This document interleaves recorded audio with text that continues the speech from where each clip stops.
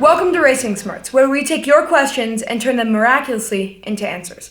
On the panel today is Hope, Humberto, and I'm Kella. The topic today is help. I don't know what that is.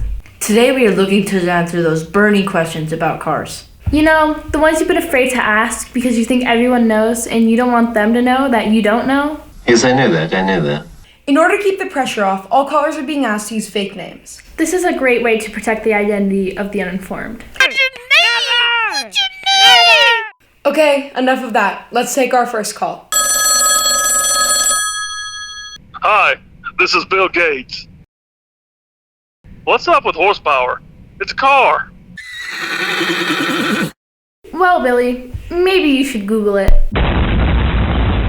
Before steam engines, horses moved most everything that was heavy. Carts, cargo, people, and other stuff. When steam engines were invented in the 1700s, engineers needed to know how much power or weight an engine could move.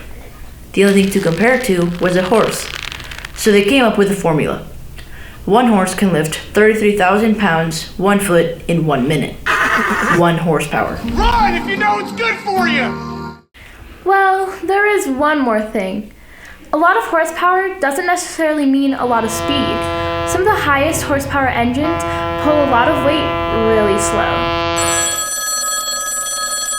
Hey, Racing Smarts. This is Alexander Graham Bell.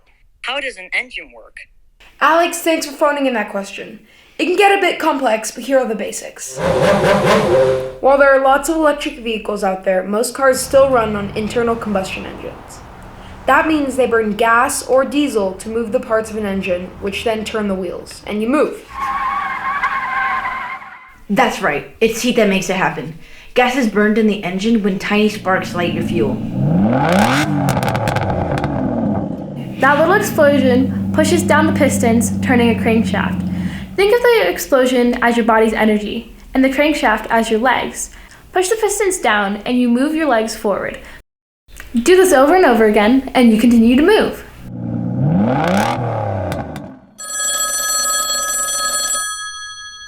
Hey, Racing Smarts, Joan of Arc here. What the heck is a V6?